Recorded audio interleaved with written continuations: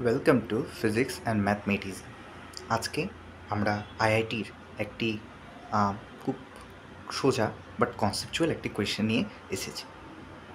আজকের কোয়েশ্চেনটা আইআইটিতে এসেছে এবং এটা খুব সোজা কোয়েশ্চেন বলা চলে, বাট খুব ভালো কোয়েশ্চেন। তাহলে চলো আমরা কোয়েশ্চেনটা সলভ শুরু করি। কোয়েশ্চেনটা বলছে যে a vertical close cylinder is separated into two parts by a frictionless piston of mass M and of negligible thickness. অর্থাৎ কি, এটা একটা উলম্ব সিলিন্ডার। এই উলম্ব সিলিন্ডারকে দুইটা ভাগে ভাগ করা হয়েছে, কার মাধ্যমে? একটি এম ভরের ঘর্ষণহীন পিস্টন দ্বারা।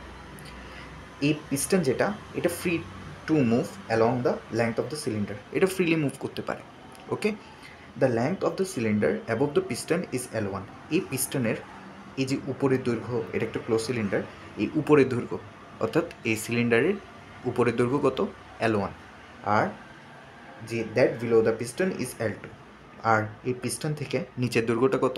L2। এখন বলছে যে each part of the cylinder contains an moles of an ideal gas at equal temperature T. অর্থাৎ এই সিলিন্ডারের উপরের পার্টেও অ্যান মোল গ্যাস আছে টি টেম্পারেচারে, নিচের পার্টেও অ্যান মোল গ্যাস আছে টি টেম্পারেচার। এখন আমাদেরকে জিজ্ঞেস করা হচ্ছে এই যে মাস এম, এই মাস এমটা কত? একটা আমাদেরকে ক্লু দেওয়া আছে, ক্লুটা হলো দ্য পিস্টন ইজ স্টেশনারি। ঠিক আছে, তাহলে চিন্তা করো, পিস্টন স্টেশনারি, পিস্টন যদি স্টেশনারি থাকে তাহলে কি বোঝাচ্ছে? যে এর উপর নেট ফোর্স কি? জিরো। তাহলে বুঝতেই পারছো যে আমাদেরকে নেট ফোর্সের কনসেপ্টের মাধ্যমে এই কোয়েশ্চেনটা সলভ করতে হবে। আচ্ছা, তাহলে F net equal to zero, এটা স্টেশনারি, এই কিওয়ার্ডের মাধ্যমে আমরা বুঝতে পেরেছি। এখন দেখো এই পিস্টনটার উপর কি কি ফোর্স কাজ করছে। এটা যদি এম ভরের পিস্টনটা হয়, তাহলে এই সিলিন্ডারের এই উপরের অংশে যে গ্যাসগুলো আছে, এই গ্যাসের প্রেশার যদি P1 হয়, তাহলে এই P1 প্রেশারটা এভাবে কাজ করছে না? প্রেশার কীভাবে কাজ করবে? এভাবে কাজ করবে, প্রেশার দিবে এই পিস্টনের উপর, এটা নিচের দিকে কাজ করবে। ঠিক আছে, এভাবে কাজ করবে। এবার এই যে অ্যাম্ভর আছে, এই অ্যাম্ভরের নিচের কি আছে? ওজন আছে, ওজনটা নিচের দিকে কাজ করবে। আচ্ছা, এমজি। এই যে নিচের অংশের গ্যাসটুকু আছে, এই নিচের অংশের গ্যাসের প্রেশার যদি আমি P2 ধরি, তাহলে এই P2 পিস্টনের উপর কাজ করবে। তাহলে এই P2 প্রেশারটাও পিস্টনের উপর কাজ করবে উপরের দিকে। আচ্ছা, তাহলে প্রেশারকে যদি আমাকে ফোর্সে কনভার্ট করতে হয়, আমি কি করব? প্রেশারকে জাস্ট এরিয়া দ্বারা গুণ করে দেব। ওকে, বোঝা গেল? তাহলে যেহেতু কি F net equal to zero, তাহলে উপরে যত ফোর্স কাজ করছে নিচে ততই ফোর্স কাজ করছে। ঠিক আছে, তাহলে উপরে নেট ফোর্স কত? P2A। এবার উপরের দিকে ফোর্স কত? উপরের দিকে ফোর্স হলো P2A, লিখে দিলাম। নিচের দিকে কী কী ফোর্স কাজ করছে? P1A আর হলো mg। ওকে, তাহলে আমি লিখব কি, যে mg equal to P2A minus P1A।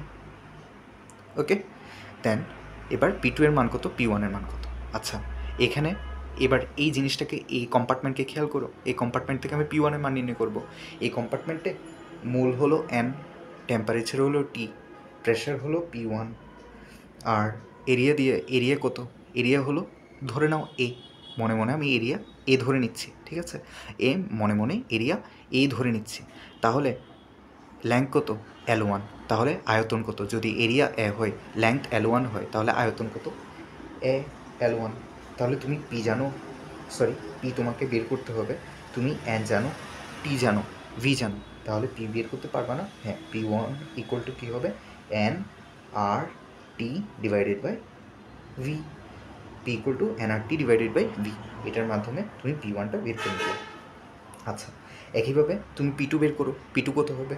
P2 হবে NRT V। ওকে, V, সরি এটা L1 হবে, L1, এটাই তো V, L1ই তো V। ওকে, তাহলে এই কম্পার্টমেন্টের জন্য V এর মান কত? V এর মান হবে A into L2, A into L2। তাহলে মান দুটি বসিয়ে দিই, কত হয়? NRT divided by AL2 minus P1 এর মান NRT divided by AL1 into A। Just calculation, T divided by L2 এ কেটে গেল, minus nRT divided by L1। তাহলে nRTটাকে কমন নিই, আমার থাকে 1/L2 minus 1/L1। Therefore nRT L1 minus L2 divided by L1 L2। এটার কিসের মান? mg এর মান। তাহলে m এর মান কত দাঁড়ায়? তাহলে m এর মান কত হবে? Therefore m equal to nRT divided by G to L1 minus L2 divided by L1 L2. It is the answer to this question. আশা করি বুঝতে পেরেছো। কোয়েশ্চেনটি খুবই সোজা, কিন্তু আসার মতো একটি কোয়েশ্চেন। এটা অলরেডি আইআইটিতে এসেছে, সেখান থেকে নিয়েছি। আর এটা বুয়েটে আসার মতো একটি কোয়েশ্চেন বলাই ছিল, কারণ খুবই ইজি, আর ক্যালকুলেশন তেমন নেই, আর এক পৃষ্ঠা মানে খুব কম জায়গায় হয়ে যাবে। আশা করি বুঝতে পেরেছো। যদিও কোনোরূপ ডাউট থেকে থাকে তুমি আমাকে কমেন্টে জানাতে পারো। ধন্যবাদ।